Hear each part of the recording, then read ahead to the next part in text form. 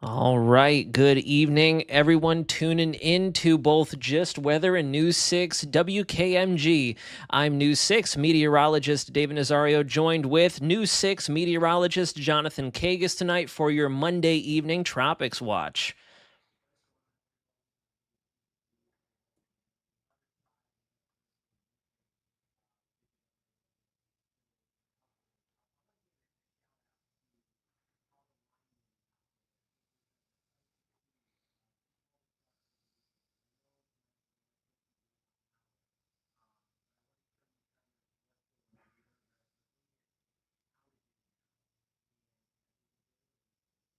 Jonathan, I think you might be muted on your end. I'm seeing comments in the chat, that's why.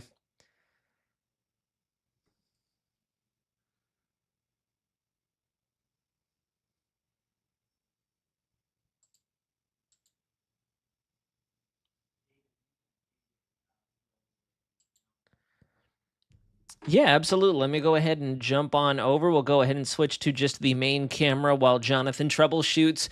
So, first and foremost, welcome back from what was a very busy week last week with Hurricane Milton. I feel like Milton and Helene had us working overtime here in Central Florida, whether it be at News 6 or just in general, clocking in for all the weather forecasting and observations we had to do during that point in time. We are still seeing a bit of residual impacts from Milton, which has been a struggle for a lot of us. It's been very sporadic out there across Central and North Florida. South Florida got whacked hard by the supercell tornado outbreak before Milton actually made landfall. And then we had to deal with overnight major hurricane impacts along the West Coast. And then all the way through Central Florida as that system underwent the transition from tropical to non-tropical. Milton actually took upon that transformation fairly quickly as well. I do recall that the very following morning, the following afternoon, when I was actually transitioning from digital to broadcast, National Hurricane Center had already pulled the plug on Milton and decided, let's go post-tropical cyclone. That's how quickly it had evolved over our viewing area, likely why we saw such a weird landfall signature on radar and satellite, all the different various impacts we saw throughout the Florida peninsula, ranging from the tornado outbreak all the way to the overnight impacts when the center of Milton crawled through the Four Corners area.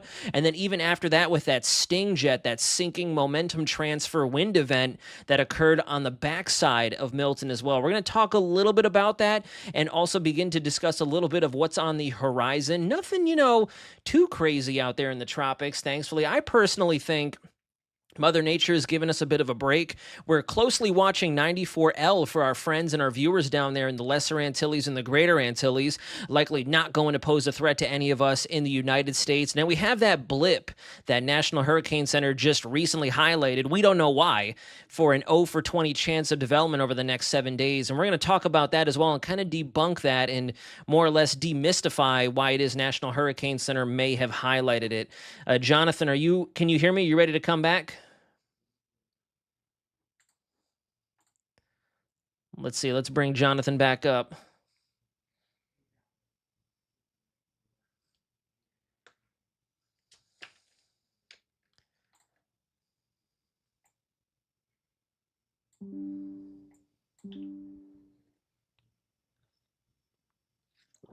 Looks like we still can't hear you for some reason. Let me see if there's something on my end. Give me 1 second. Let's see. Go ahead and give it a shot, Jonathan.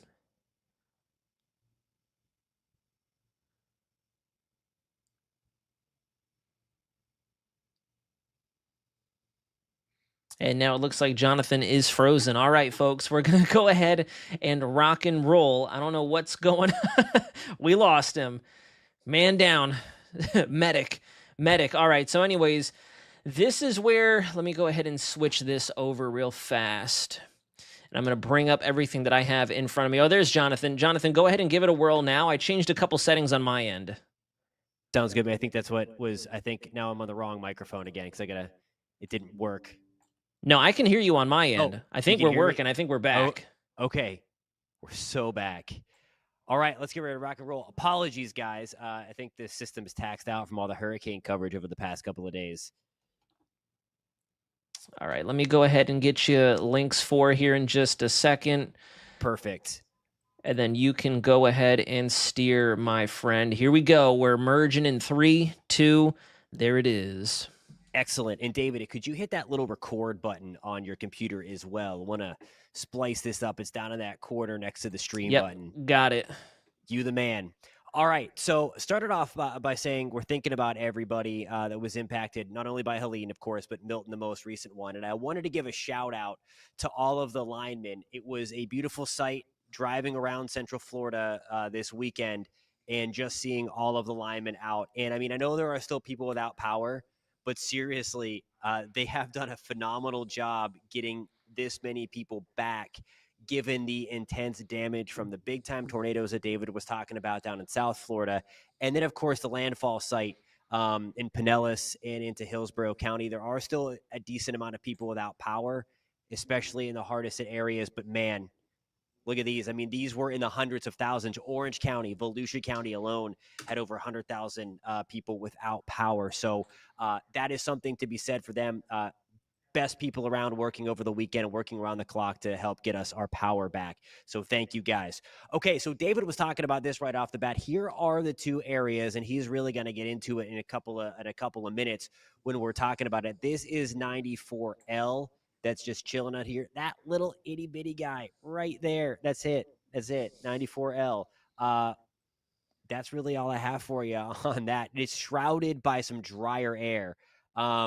It's pretty wild with how much dry air is around it now. So development chances are going to be slim to none, maybe until it gets to about the Virgin Islands in that vicinity. It can escape that, but I mean, it's going to have to survive that drier air. This one looks a little more impressive, these thunderstorms down here.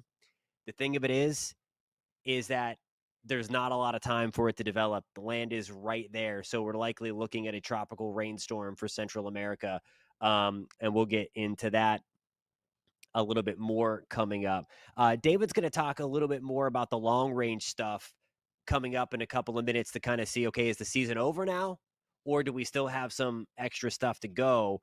But before we get into that, I want to really talk about where we've been, where we stand relative to normal, and where we stand relative to the preseason forecast that were kind of off the chain a little bit. So, of course, we just got through with Category 5 Hurricane Milton making landfall in Florida as a Category 3 system.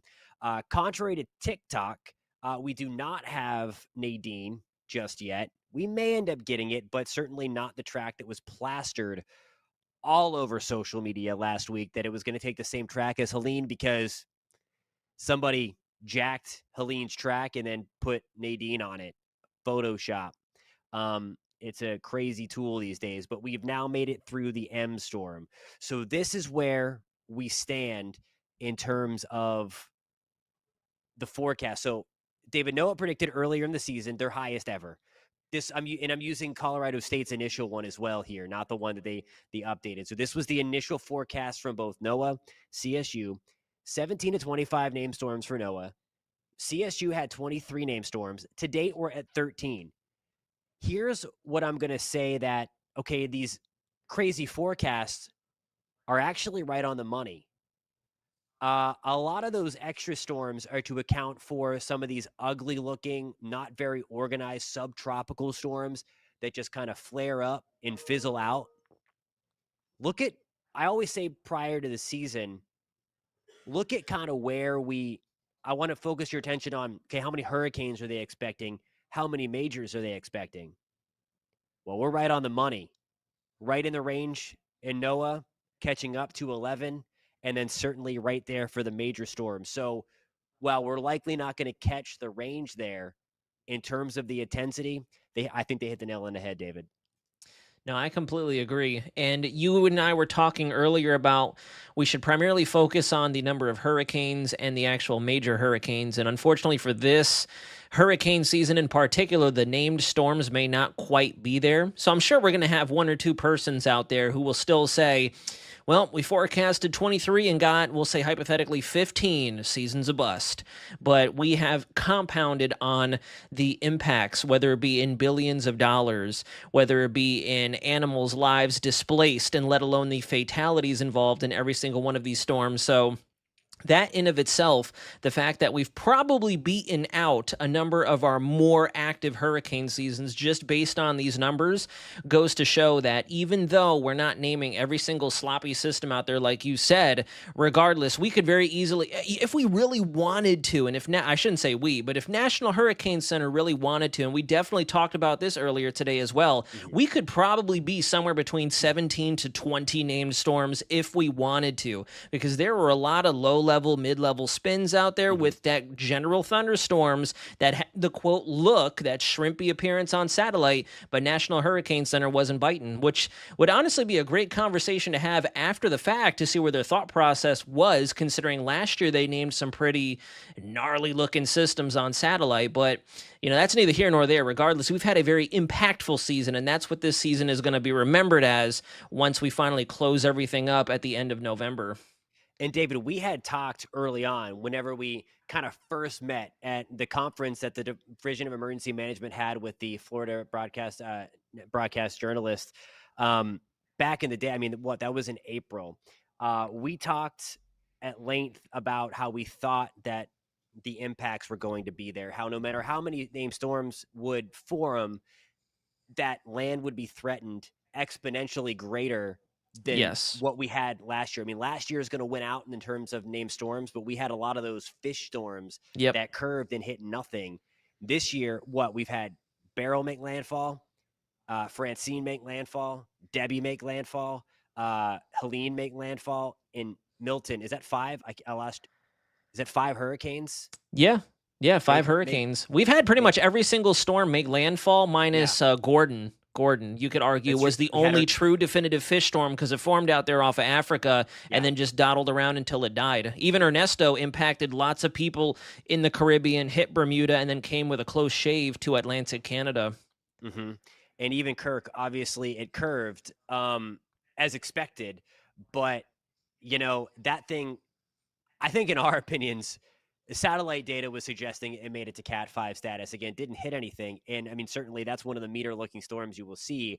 That's the one that we particularly like because we can admire the kind of beauty and awe of these storms, knowing that it's not going to hit anybody.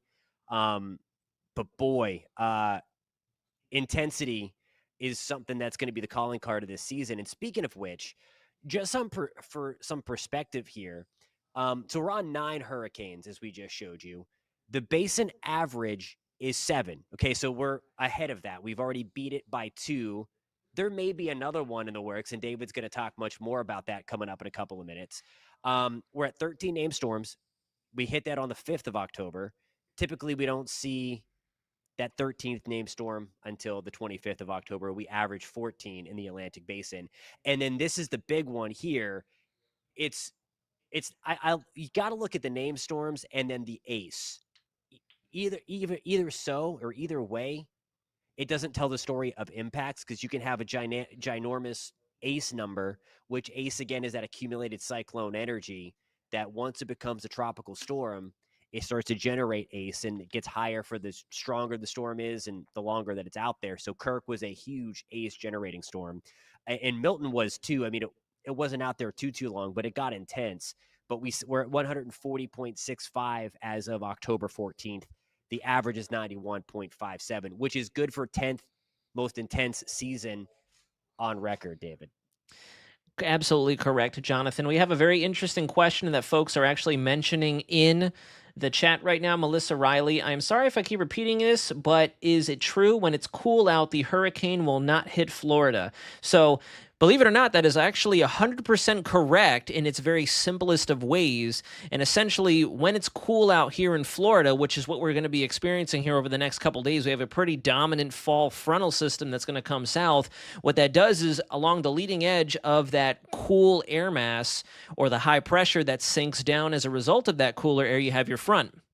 In the front, as you've all heard before, whether it be Jonathan or myself or other weather sources out there, we call that the force field. So whenever it is cool, high pressure, as we used to say in the Air Force, clear blue 42, big bubble, no trouble, as the name implies, it's going to act like a barrier. And all the systems that are going to try to come our way are going to end up bouncing right off that barrier and ricocheting back into the Atlantic. That's kind of what some of our models are thinking with 94L.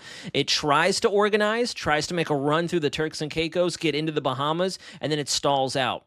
Some people are a little dumbfounded by this. It's actually pretty textbook. It tries to make a run for the west, bounces right off that force field, and just gets slingshot back out into the Atlantic because we have a fairly strong high pressure that's going to be coming down and situating itself over the East Coast, the Appalachians, and so on, which is why we're going to be sitting pretty comfortably out here in Florida for the rest of the week come tomorrow night and through, Wednesday.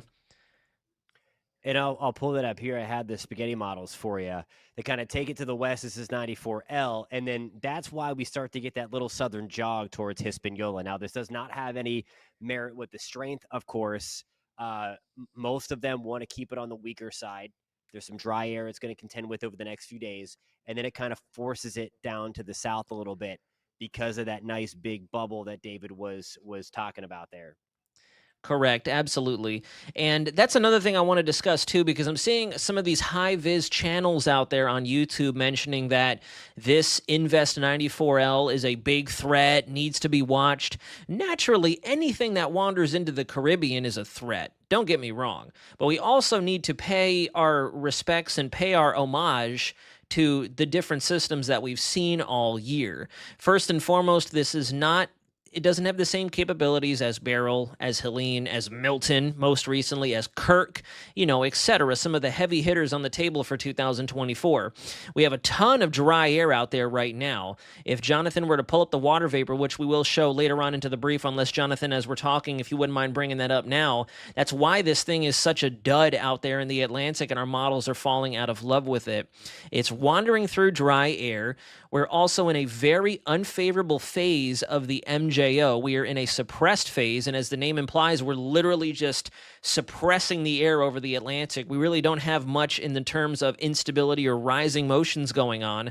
And then on top of that, as Melissa mentioned in the chat with the cooler air coming down, we're going to be running headfirst into a fairly strong polar front jet stream and a temperature gradient. And if you've been following Jonathan and I on these Tropics Watch or any of the discussions we've done, we always emphasize that cyclones that come from the tropics, they hate temperature gradients. So the fact that we're already in a very detrimental environment for it, looking at the water vapor shot right here, it's going to be wandering through that for the next 2 to 4 days, give or take its forward speed. Then it's going to have a small window to try to go tropical storm, maybe low-end hurricane, like some of our ensembles do suggest, before it runs face first into literally a wall of high shear and dry air. You can see it there on the water vapor as well. Look at that thin band of very dense dry air and how the water vapor imagery darkens up. You can see over Miami, over the Bahamas, over Cuba, you have the shades of white, gray, even the greens, and then it rapidly transitions to those browns, the reds, the ambers over Orlando. That's the presence of our first front that's coming through, which is why it was a clear day, fantastic day here in Central Florida, especially with all our lineman workers and those still recovering from Milton. That's what this thing is headed towards. And the reason it's going to ricochet and make a run for the hills, or in this case, the central and northern Atlantic, or just dive bomb and crash into the Caribbean, is because it really won't be able to move into an area that'll allow it to explosively intensify. Could this become a hurricane? 110%. Is it more realistic that this will probably be a tropical storm to a very low-end hurricane? Absolutely. So don't let anyone confuse you out there and try to say that this is going to be another major system. Naturally, 2024, and I'm going to kind of go ASMR for a second, 2024 has thrown us some curves, so there is always that level of doubt. We're confident in the data that we're looking at, but as we all know, Milton threw for a lot of people some curves. Same thing with Francine, same thing with Helene. There have been some curveballs, but in this case, Kirk, absolutely, Kirk, and it's curving for sure. As we wander deeper, that's the thing too as well. We got to remember, I know it's weird that we're seeing such a backloaded hurricane season, and I know Jonathan will back me up with this, but there is still such a thing as climatology. As we get closer and closer to Halloween and then eventually Thanksgiving time, the Atlantic is going to want to shut down. Even if we have a 10 out of 10 MJO, even if we have a 10 out of 10 tropical wave, even if we have a 10 out of 10 instability profile, whatever you want to put on the table, naturally, because Mother Earth is trying to say, well, guys, it's time for Thanksgiving, it's time for Christmas, the tropics are going to want to shut down. So we're going to slowly start stepping away from those unrealistic ceilings of everything's going to be a Category 5 and starting to rein our expectations in of, okay, given the parameters here, we do have hot water, sure, but that's another thing this season has proven to us. The Atlantic has been boiling. And we had nothing for most of August, most of September, and now all of a sudden we're ramping back up. And as we get deeper into that climatology, you can't fight it for one if you're a storm. We naturally increase the wind shear from the poles into the tropics as we increase the temperature gradient because of the tilt of the earth and the seasons coming through. So that is one thing that naturally hates it. And I think a great example of how the synoptic level kind of bullies these storms and how they're really no match for that is Milton. I mean, it was a strong Cat 5 like crazy. As soon as it felt that little bit of resistance from that trough that ended up kind of lifting it closer to St. Pete, Sarasota, Gulf Coast of Florida, it was already starting to weaken and becoming less consolidated and less hurricaney, if you will. You really can't beat the synoptics of it. Hurricanes are no match. Exactly. We have a question in the chat. EO, can you explain for us during the height of hurricane season, once a hurricane enters the Gulf, what steers it either towards Texas, Louisiana, or towards Florida? So I'm going to go ahead and itch my eyes. I apologize, folks, if that seems unprofessional. They're hurting tonight. But essentially, that goes back to what I like to call the careful game of tropical chess. If you have a system coming in from either the Florida Straits or, God forbid, like a Rita, Katrina, where it hits Florida, moving west, and then gets into the Gulf of Mexico, it's a very careful game of timing. And if you've tuned in, I'm sure Jonathan has said the same thing before my arrival to News 6. I've said the same thing on my channel as well. A lot of the times when we're making these tropical forecasts, whether it be kind of mimicking what National Hurricane Center is putting out or what we're looking into and digging into from the synoptic scale, which synoptic is the term for just the big picture weather pattern. We're talking North America, Central America, the entirety of the Atlantic. We're, believe it or not, looking at features that are in the Pacific slowly making their way into our viewing area, that being the United States, and timing it with when our tropical system is expected to either be in the Caribbean, be in the Central Atlantic, be in the Gulf of Mexico. So if a system manages to walk its way into the Gulf of Mexico during, we'll say hypothetically, what's called a negative Pacific North American oscillation, a negative PNA, we're going to have ridging over the East United States. As a result, it's going to be pushed west. That was Barrel's situation. We had a strong negative PNA over the East United States. We had a very dominant positive NAO, North Atlantic oscillation, which means a strong Bermuda Azores high. So the only escape route, the path of least resistance, is going to be off to the west. And that's what pushed Barrel all the way from the CVs through the Antilles, through the Caribbean, and all the way up to the Yucatan and into Houston. With the situation like Milton, opposite direction. It's actually great we can draw comparisons like that. Not great that we had the storms, but for the sake of answering your question, Beryl, completely opposite pattern than that of Milton. With Milton, we had a positive PNA, lots of troughing over the eastern United States, and a weakened NAO. We've actually been in a weakened NAO for a while now. And as a result, as Jonathan's drawing, we had a trough that was pretty much ejecting all of our moisture, all of our energy, that low pressure being Milton off towards the east. That's why this thing was ripping off towards the east-northeast, because we had a weakened high pressure in the Atlantic and strong dominant troughing over the east United States, so it only had one direction to go. It's not going to go into the ridge over Texas, Louisiana. It's going to find the area with which it will have the least amount of resistance or pushback with, following the lowest pressure values out there. And so as a result, that's why it came across Florida in the fashion that it did. And I also want to address something as well for EO and everybody else who's watching, because I know a lot of folks were mentioning this during Milton's life cycle, that it was a weird and almost manipulated storm. That's entirely false. Entirely false. Because if you guys recall, almost to the T, as a matter of fact, just about within days, Friday the 13th in 2023, Jonathan, I know you were here at News 6, so you know exactly what I'm talking about. Friday the 13th in October, we had that overnight tornado outbreak here in Florida. Mm-hmm. That was from a system that was forecast to go tropical from the Bay of Campeche and move into Florida in the exact same fashion. We just had two opposite iterations of it. El Nino kept it as a sheared, almost frontal cyclone, which is what gave us the tornadoes. Sad thing is, with Milton, we had the tropical cyclone and still had the tornadoes. So in this case, we had exactly what happened last year, with the fact that it was a major hurricane that brought it on. So same scenario, same pattern, two different storms. So it's not as unrealistic or as rare as some may have alluded to if you just kind of pay attention to the pattern, really. That's the whole thing in a nutshell. That's the big stuff. And as we get ready to wrap things up, David, I know you want to show some stuff to go a little long range. And I know we have a lot of people probably wondering, okay, is Milton it? We do have those two things out there. Are we going to get another name? Are we shutting things down once we get into November? What do you have out there as you kind of switch things over, switch the sources he's going to be working on, showing you some long range stuff because it is interesting. We talked about before the season, really, we highlighted two spots. It was Texas and Florida Florida's gotten 3 of them. And hopefully that's it because we can't take any more. All right, so this is the interesting part that David has. Thank you, Jonathan, for the little segue there. So right now, it makes sense that we have such a lackluster 94L out there.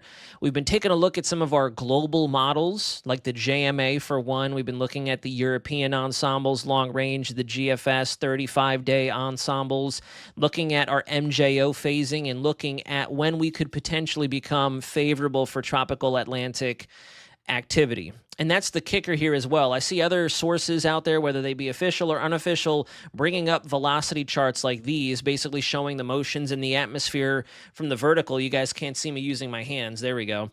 So the blues and the teals are going to be your rising motions, and the reds, the oranges, and the browns are going to be the sinking motions. And if you look right on target where the timestamp starts at the top of this chart, it's a time-phased chart. So the higher you go, the closer you are to real time. You go all the way to the bottom of the chart and notice that we are just after Thanksgiving, Black Friday, 26 November.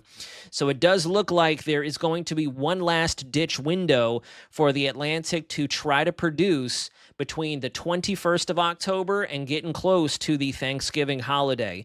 Not saying, again, and that's another thing I want to go ahead and explain to you all, these charts do not show tropical cyclone activity. They don't. That's impossible. It's probable, but it's not possible to forecast the activity itself. What we're showing you here is when the basin, the entirety of the Atlantic basin, becomes more favorable for development.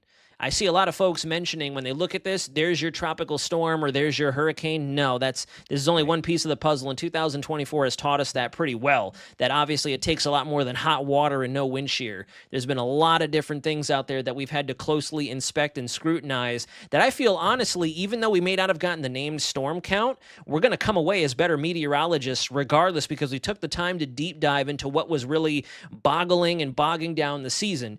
We had some winds out there.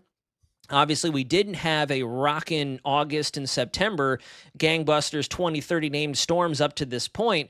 But of course, it's always a give and take. So we've had the impacts regardless of the named storms. So we got to thank God that we didn't have the amount of named storms to then potentially equate to the impacts. But that's neither here nor there. It looks like between the 21st of October to about, we'll say, the 16th at the very latest of November is when those rising motions will then become affixed to the Atlantic again.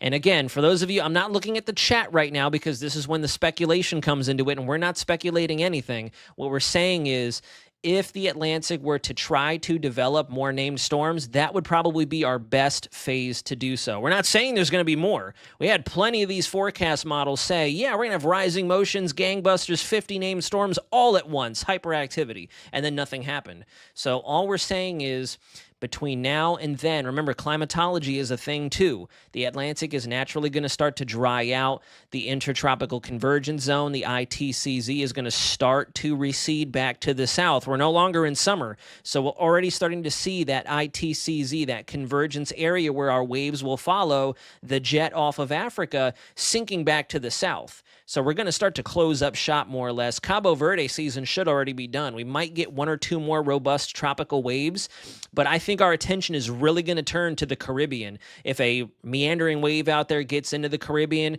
it's a possibility. If we have one of these strong fronts come down, we already see the strong fronts coming in. We're going to be switching back to a June-July setup. Minus Beryl. Beryl was an anomaly. It was like the rogue Agent Smith in the Matrix. So we're going to be watching closer. We're going to be looking at our long-range ensembles. I did want to show one other thing that does kind of back up this statement as well. And Jonathan, I didn't get a chance to show you this earlier because you were going in for the 6 o'clock show, but if I pull up the Oh gosh, don't tell me we lost it. Looks like we're getting, oh, it looks like the new data is coming in. So I was looking at the 10th. So this here is going to be our long range 45-day ensemble. And before anyone in the chat comes in and says, why are you looking 45 days out? Hype. No, what I'm using this for as an ensemble is just to kind of give us a clue as to where we should be watching for our global models like the GFS, the Euro, etc., to maybe start to try to put together ingredients that could then manifest into a tropical cyclone. There's levels to this, and Jonathan and I can't wait until the tropics completely close up so we can start to do more educational segments on how a forecast is built. We're not going off the model run. We're not going off of spaghetti plots. What I'm showing you all here is where him and I are going to be watching over the next few weeks for the potential for the ingredients to develop something. Because without the ingredients, you're never going to develop anything. So what's the point of looking at a storm? Anyways, and real quick, David, if I can just jump in real quick, you mentioned about going to model run. yeah, A lot of people latched on at the 11th hour for that southward shift in the spaghetti models, whereas all of the global models and the hurricane models that we had still showed Sarasota just south of Tampa as landfall when we're talking about Milton. Most channels latched onto that and said, okay, this is coming to Naples. This is coming to Fort Myers again. I'm not going to tell you that we didn't stress out, because if you would have seen me pulling my hair out at about, what, 10 o'clock the night before landfall, we were like, what is going on? I mean, it was a very stressful time. But we got back to work. And again, it's not patting on the back per se. It's just there's a difference between, okay, hey, the GFS is showing this today. Okay, is that going to be plausible or is that going to be wrong? That's where the meteorology comes in to look at the other things and be like, okay, exactly. so the GFS is out to lunch today. There's no way the Icon is going to do that. There's no way the HWARF is going to make this thing a Cat 5. That's where you need to pay attention to, because a lot of channels are just going to be like, okay, hey, watch. And it doesn't happen. So be careful with that. And I think Milton was a big win for meteorologists and a loss for the hypers that are out there for sure, because there was a lot of garbage out there on the 11th hour. I completely agree. 3,000% if I could. All of us were, Jonathan, myself, Chief Meteorologist Candace Campos, Julie Broughton, everybody at the Pinpoint Weather Team. We were sitting there kind of like, there's a big discontinuity between this guidance. And that's why now you'll see some of our social media posts are kind of modestly airing out the fact that we held together. We came to a group consensus. That is why we have models, but that's also why we have trained weather experts such as ourselves, because the models are never, ever gospel. And if you don't know how to use the models to create your forecast, you're going to be wrong almost all the time, just about every single time. There's a difference between finding a good model run and clinging to it and looking like you hit a home run versus just simply getting lucky, beginner's luck, like Mr. Miyagi would say in Karate Kid. So anyways, before we wrap up the stream, I'm just going to show you the long-range ensembles here. And you can see that, honestly, the Euro is a dead stick. This is already the 24th of October we're looking at here. Not a whole lot, minus, maybe a couple of blips out there. Really not even showing any love to 94L. If you go just beyond that to the end, close to Halloween time, which, it's kind of an iconic date for me, being such a spooky fan of mine, or being such a spooky fan. If you look at the spaghetti plots, that's when the Caribbean really does start to light up as we go towards Halloween and then shortly into November, which mimics really well what the anomaly chart is showing. Let me switch over to active storms so you can see a play-by-play right there. We get a very good clustering between October 26th, I would say, to the first week of November. Now, see, that's the kicker. That's where we as meteorologists come in to decipher the data. It's not saying that there's a storm specifically going to form on the 26th, hang out in the Caribbean until November 7th. No, what that's telling us is we have some ensemble members agreeing that if there was going to be a spot that something could form, it's there between these dates and times. So now as we get closer in time, we're going to continue to investigate the data in the short range and decipher whether or not this is an accurate signal, a generalized spot we need to be watching, or if this missed the mark. So there's still more to come. We're not done with hurricane season yet. Don't really anticipate it's going to be anything wild out there. We're probably not going to get any more successive systems unless, Mother Nature pulls a Hail Mary. We'll have to see. But where we stand right now, definitely looking at maybe 2, 3, 4 more named storms, and that's really being generous for the Atlantic Basin. I would err more so on the side of 2 to 3 more storms. We may get through Nadine, Oscar, and then what was the next one? Jonathan, you had the named list pulled up earlier. Ooh. I know S is Sarah. Sarah slams. Wasn't it? Let me go back to, let me switch us back over to links 4, and then we can pull up the named storm list just as a bit of like a prognosis for the viewers, and then we can close up. All right. Hey, if you guys know what the P storm is, post it in the comments. I can't. Oh, it is Patty. Okay, I was thinking Patty. Someone threw it in the comments there, Patty. So yeah, Wow, Peppermint Patty from Charlie Brown. That seems kind of wild. We had a Patricia in the Pacific and a Patty in the. They kind of got lazy there. Kind of, yeah, kind of. Come on, WMO. But that's that, folks. So, I mean, 94L, there's going to be, some tension out there in the Caribbean. I'm going to be watching it closely alongside Jonathan and the rest of the News 6 team, just because it is headed in our general direction. Do we think it's something for Florida to worry about? No, it's just not. It's not going to be possible. We're going to have such strong frontal systems coming down and a very dominant high pressure that it's not going to allow anything through. So don't fall for the classic, Nadine's coming or seeing the giant blobs over Florida or something like that. This is not a Florida storm, and we can confidently say that.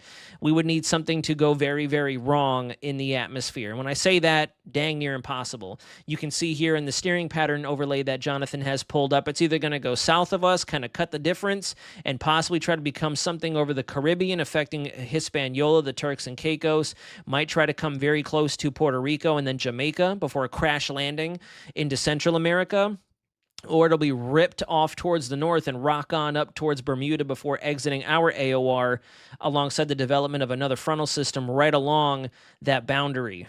So some pretty interesting developments, but nothing here in Central Florida that we need to be worried about. We'll keep you guys very closely updated for the Caribbean, the Lesser and Greater Antilles, and monitor for all of our lovely viewers down there. But in terms of Florida, if you hear any more of those rumors out there that we're going to get hit by a hurricane, first of all, it should be here in 2 days per social media. So that's definitely, unless we have something spawn in like a video game NPC, that's not happening. And this system's not going to have an opportunity to move far enough to the west. So I mean, if you're one of those folks out there for some strange reason who's waiting for the next one, you're going to have to keep waiting. We're thanking the Lord that we're getting a nice break after how tiring Milton and Helene was over the last 2 weeks.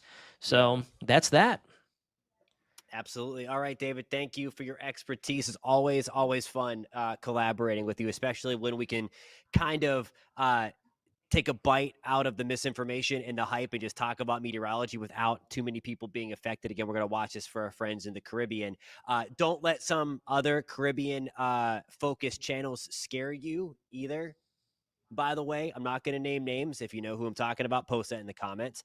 But we'll leave it at that. And again, thank you to everybody who joined in. If you found this live stream informative, helpful, maybe borderline entertaining with the chat room with Joe the Troll Hunter, we're going to call him because he was throwing facts tonight against some misinformation. So thank you, Joe.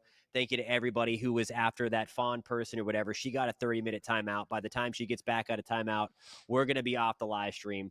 Thank you guys as well for being here. I hope everybody's staying safe after the hurricanes. And again, hit that subscribe button for us if you're watching on the YouTube channel. If you're watching on News 6 Plus, thank you. Again, we've also been live on clickorlando.com. We will catch you soon. Be safe out there. Avoid the hype. Avoid the misinformation. Avoid the trolls. We'll catch you next time, guys. See ya. Have a good night, everybody.